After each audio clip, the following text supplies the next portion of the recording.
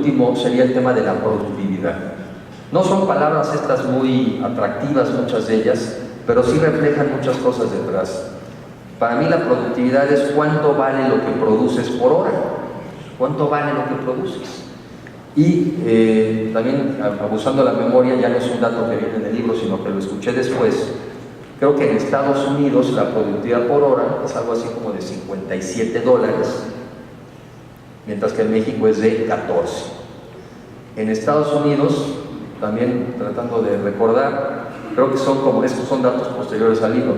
En Estados Unidos creo que trabajan 1,700 horas al año. Los mexicanos trabajamos más de 2,000, pero como nuestra productividad es menor, pues evidentemente el nivel de riqueza es menor. Entonces no es cuántas horas trabajamos, sino qué producimos con las horas que trabajamos. Y en ese sentido, la historia también de los últimos 30 años tampoco es la mejor. ¿Por qué? Porque la productividad de México, de los factores de la producción, no solamente no ha crecido anualmente, sino ha decrecido anualmente. 0,8% anual negativo, que contrasta con que los Estados Unidos en los últimos 120 años su productividad ha crecido al 2,2% anual. Entonces, lo que les quiero transmitir es que sí hay explicaciones claras de por qué no hemos crecido lo suficiente, a pesar de que tenemos plataforma y a pesar de que tenemos ventajas comparativas. Y es precisamente el tema de aumentar esa productividad a lo que se trató de enfrentar con las reformas estructurales. No me meto a detalles, pero menciono algunas de ellas. Por ejemplo, pues pensar que en México, incluso yo a veces llego ya a reflexionar, que el nivel de crecimiento de México, de nuestra economía, a pesar de un sistema financiero chico, a pesar de tener niveles de productividad bajos, caray, pues ¿cómo le hacemos para que crezca esta economía a pesar de estos problemas que tenemos? Y también hay una explicación. La explicación fundamental es que en México hay muchos Méxicos. Tienes un México muy competitivo, muy productivo, que crece y que compite con cualquiera en el mundo, y que ese México está creciendo como al 6% su productividad al año. Pero lamentablemente tienes otro México que en número de personas es mayor, muy improductivo, quizá de pequeña escala, quizá estos que no producen lo suficiente, y que la productividad no solamente no crece, sino decrece. Y son esos dos Méxicos los que han venido de alguna manera neutralizándose. Y claro que el reto es cómo le hacemos para pasar más México al México productivo y al competitivo. Y precisamente las reformas estructurales tratan de hacer eso. Por ejemplo, en materia educativa, lo que se está tratando de hacer es volver a tomar el control del sistema educativo del país. Se perdió. Yo he platicado con algunos funcionarios de la Secretaría de Educación y me platican que cuando ellos traían alguna buena idea de decir, oye, fíjate que vamos a tratar de mejorar la currícula de las normales para... No, ¿cómo que vamos a mejorar? Decía el sindicato. No vamos a cambiar nada, no vamos a cambiar ninguna regla. Y eso pasaba en miles y miles de actividades que lamentablemente al dejarse pasar, pues tenemos un sistema educativo pues, que no satisface las necesidades del país. No hay manera de que progresemos y seamos productivos si no transformamos el sistema educativo, y aquí están los primeros pasos. O una reforma laboral que lo que al final del día pretende pues, es que haya más trabajo, ¿sí? Que haya más trabajadores, tratando de disminuir los costos de desemplear gente o de correr gente, pues para que entonces te animes a contratar más. Entiendo que también son unos primeros pasos y no es la reforma definitiva, pero va hacia allá. La de competencia económica, les ponía yo el ejemplo muy importante, porque la manera de mejorar el nivel de vida de un país puede ser que sea o que ganas más, o puede ser que sea que lo que compres te cueste menos. De nada importa que te suban los salarios si tú pagas 30 o 40% más caros los servicios y los bienes de cosas que no pagarías tan altas si hubiera competencia. Entonces, pasar por afectar monopolios, tanto públicos como privados, es indispensable para que la economía sea más productiva, pero también para que el mexicano tenga un mejor nivel de vida. Tan es así que, por ejemplo, a partir también de que se quitaron los costos estos de larga distancia y a partir de que también hay más competencia, pongo ejemplos. Desde que se anunció el tema de la reforma en telecomunicaciones, pues el mismo, en ese caso, América Móvil, la misma América Móvil anunció que va a vender una serie de activos para salirse de la preponderancia. Esto es para salirse de las reglas que van a ser más rigurosos con los que tienen un tamaño muy grande. Y creo que en lo que va de estos 4 meses, aunque mi dato era de hace 3, ha disminuido 16% el costo de la telefonía celular. O sea, eso es nada más la prueba de que la amenaza de la competencia, el simplemente decir, ahí viene, empieza a temperar los costos. Y lo mismo va a acabar pasando en temas como la energía. Bueno, de hecho, ya la electricidad, no por la reforma necesariamente, pero sí por tener ductos y poder estar trayendo ya gas más barato, es que ya empieza, por ejemplo, a disminuir algunos costos de la parte de la energía eléctrica. Entonces, era fundamentalmente el tema de competencia. Y a mi juicio, la más importante de todas, la reforma energética. Y permítame destacar esto, porque haber hecho estas reformas en un tiempo tan corto, es un tema que demuestra que con todas sus deficiencias, pero nuestro sistema de gobierno y sobre todo las cámaras funciona. Cuando salgo de viaje, que a mí me toca hacerlo mucho por el trabajo que tengo, una de las constantes preguntas que nos hacen y que le hacen algunos funcionarios es ¿cómo le hicieron? O sea, platíquenos cómo le hicieron para ponerse de acuerdo entre partidos políticos distintos, cómo le hicieron para un gobierno que no tiene mayoría, cómo le hicieron. Y la verdad es que a mi juicio el mérito es de todos. No es solamente mérito del presidente haber mandado las iniciativas, es mérito de partidos políticos de oposición de haberlas apoyado. Porque normalmente los partidos políticos de oposición, el de oposición que sea, no tiene incentivos de ayudarle al gobierno en turno. Ninguno. Me recuerdo la lectura muy breve de las memorias de Bill Clinton y me acuerdo que en algún episodio, en alguna parte dice que no podía pasar ninguna reforma en Congreso porque constantemente lo estaba bloqueando porque ese era el incentivo. Pues estas reformas no son menores y a mi juicio también lo resalto porque también habla de que hemos ido generando un sistema que se puede poner de acuerdo. Y termino con la parte de la reforma energética.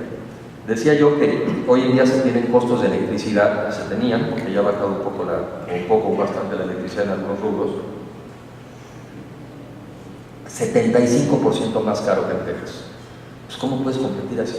O sea, ¿cómo puedes tú competir así con ese diferencial, sobre todo en industrias como por ejemplo la acerera, que son industrias, y seguramente también la textil, que son tremendamente consumidores de energía? Bueno, y además en el caso nuestro, la energía no es un sector, era un dogma, era una religión, era una creencia. Bueno, pues se cambió y no pasó nada. Y ahí es uno de los sectores, a pesar de las caídas de los precios del petróleo, estoy convencido que es uno de los sectores que nos va a generar más dinámica, más inversión, más oferta, más oportunidades. Nosotros como banco nos toca financiar mucho ahora la construcción de los ductos, por ejemplo, para traer gas a través de los Ramones a la costa a la costa del Golfo, o también están llevando gas a la costa del Pacífico hacia Sinaloa, y repito, a donde va el gas, va la industria. Pero se van a desarrollar industrias en México que no se desarrollaban porque no había gas. Por ejemplo, nosotros estamos financiando una operación que se llama Etileno 21, es una inversión de 4.500 millones de dólares, es una inversión de una coinversión entre mexicanos y brasileños, donde además participamos muchos bancos, y eso va a sustituir la importación de etileno como por 1.500 millones de dólares anuales. Pero como esa fábrica de petroquímica, así van a venir muchas vinculadas, por ejemplo, a la industria automotriz, que necesita acero, que necesita resinas, que necesita plástico y que no podía estar aquí porque no había gas. Paso al siguiente punto. El entorno internacional. Miren, en los últimos 10 años, China se había llevado mucho de la inversión, no solamente que pudo haber llegado a México, sino mucha de la inversión que estaba en Estados Unidos y se movió. No solamente porque daban muchos incentivos en China, sino porque los salarios eran muy bajos. Para bien de los chinos, los salarios en China han aumentado en los últimos 10 años como 16% anual. ¿Sí? Pero claro, llegó un punto en donde ya se encarecieron y lamentablemente en nuestro caso, los salarios creo que han aumentado en el mismo periodo como 1% anual. Entonces, hoy en día, si tomamos en cuenta nuestra mano de obra y nuestra productividad por mano de obra, somos más competitivos otra vez que China, y eso se nota porque muchas de las inversiones que se estaban yendo o dejan de irse o empiezan a regresar. Y si eso además lo vemos como una región, porque es lo que somos, si lo vemos además como la región Norteamérica, pues nosotros tenemos la energía barata de Norteamérica y la mano de obra barata de México y calificada, porque algo que también aprende uno en este trabajo es que, sobre todo, lo he escuchado mucho de los extranjeros, la mano de obra del mexicano es una mano de obra calificada, ¿sí? Al mexicano se le ve como innovador, como creativo, como disciplinado, y como me decía alguien, mientras que para un brasileño la mano de obra, o trabajar más bien, es un derecho, para los mexicanos tener trabajo es un privilegio. Y se nota en la actitud, ¿sí? En la actitud que tenemos, y eso también atrae mucha inversión a nuestro país. Y el otro caso es Brasil. Brasil finalmente sigue siendo la economía más grande de América Latina, es prácticamente el doble de nosotros también en tamaño de población, y también Brasil había venido creciendo a un ritmo muy alto y muy interesante.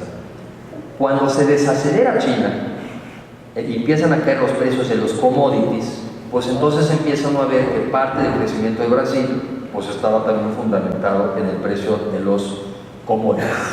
Y es que México se vuelve a ver en términos relativos muy atractivo con respecto a muchos de los países de América Latina. Entonces ese halo que cubría, de alguna manera nos vuelve a poner en el centro de las inversiones. Ejemplos, por ejemplo, de lo que está detonando, de lo que se nota que está muy fuerte en la industria automotriz, ¿no? México este año ya produjo, el año pasado, creo que ya 3.300.000 vehículos el año pasado. Se estima que para el año 2020, ya con las inversiones avisadas, ya con las comprometidas, ya se tiene una producción asegurada como de 5 millones en el año 2020. Y eso está detonando una serie de negocios que estaban parados. También en los viajes de trabajo que me toca, hoy también una reunión, por ejemplo, empresas que se dedican a la fundición de acero, a la fundición de aluminio, porque lo que necesitan las automotrices aquí, las autopartes, pues es materia prima. Y hoy, lamentablemente, muchas de esas cosas todavía se están importando de afuera. Bueno, las oportunidades que están surgiendo en el país para sustituir importaciones, precisamente para producirlo aquí y poder, por ejemplo, engancharnos a la industria automotriz, son enormes. Pero lo mismo pasa o puede pasar en la industria electrónica, temas similares en la industria aeroespacial, y también estamos teniendo conversaciones de cómo aprovechar lo que vienen siendo algunas coyunturas positivas ahora, por ejemplo, en la industria del textil, cómo aprovechar para volver a enganchar esa industria y que vuelva a ser muy creativa. Termino con la conclusión. México tiene plataforma, o sea, tiene una plataforma importante que ha venido construyendo a lo largo de varias décadas.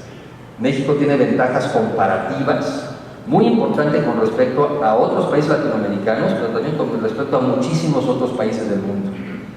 México presenta, con respecto a otros países, un entorno internacional favorable, pero además México está haciendo una serie de acciones y de medidas. Ahora son la instrumentación de las reformas estructurales, que ese es el reto. Ya se hicieron las reformas, pero ahora viene una adecuada instrumentación. Pero si se hace, esas reformas nos van a implicar acelerar nuestro crecimiento económico. Yo lo que observo cuando viajo o veo de otros países, por ejemplo, en el año 80, Corea era considerado, Corea del Sur, uno de los países más pobres del mundo. Quiero imaginar cómo quedó Japón después de la Segunda Guerra Mundial y de qué base fue de la que arrancó para volverse a reponer, o pensar en países como Alemania. La base de la cual nosotros, o España incluso, España tenía un nivel de desarrollo similar al nuestro en los 70s, y bueno, pues ahora tiene un PIB per cápita cuando menos del doble del nuestro. Lo que hemos hecho, los cambios que estamos haciendo como mexicanos, todos como mexicanos, de diferentes partidos o de no partidos, pero sobre todo la coyuntura en la que nos encontramos, de que estamos como parte de una región de Norteamérica con mano de obra competitiva, con ubicación geográfica, con mercado, con energía barata, sí ponen a México en una situación de excepción. Y por eso lo que creo y lo que trata de hacer este libro es, sí tenemos problemas, sí tenemos rezagos, sí tenemos problemas de inseguridad, sí tenemos problemas de corrupción, tenemos todo eso, pero haremos muy mal en no analizar todas las fortalezas que tenemos y que a mi juicio claramente son fortalezas muy superiores a nuestros pasivos. Y así creo yo que como las personas, pues no, yo lo hago con frecuencia, analizo mis pasivos, pero también analizo mis fortalezas. Y repito, a partir de esas fortalezas es donde salimos a competir, pues simplemente que estemos muy conscientes de lo que el país tiene y sobre todo de la posibilidad de aspirar a ese país desarrollado. Un país desarrollado que no solamente es un país con un mejor nivel de vida, que lo tiene que ser, no solamente un país con un nivel de pobreza más bajo, que lo tiene que ser, pero también sobre todo un país que disfrute plenamente sus libertades. Porque a mí me gustó mucho una reflexión en un libro de Amartya Sen, que dice que desarrollo es libertad. O sea, más que quitarnos esta idea de que siempre desarrollo es, bueno, pues ¿cuánto PIB per cápita tienes? Desarrollo es libertad. Es para que si dices que tienes libertad de tránsito, la puedes ejercer en serio, porque a donde quieras ir, estás seguro. O cuando tienes, digamos, derecho a la salud, lo puedes ejercer, porque cuando lo necesites ejercer, existe el hospital para poderlo hacer. O que si quieres trabajar, lo puedas hacer porque existen oportunidades para poderlo hacer. Yo creo que es alcanzable, yo creo que es asequible y precisamente lo que yo trato de comunicar en este libro, y agradezco la oportunidad, que estamos viviendo en ese México y pues que dependerá de nosotros y dependerá, por ejemplo, de comunidades como la comunidad judía, una comunidad muy comprometida, como aquí bien se ha dicho, con este país, el siglo pasado y en lo que va de este, y que espero en los siglos por venir, pues que podamos seguir construyendo este México al cual todos queremos tanto. Muchas gracias.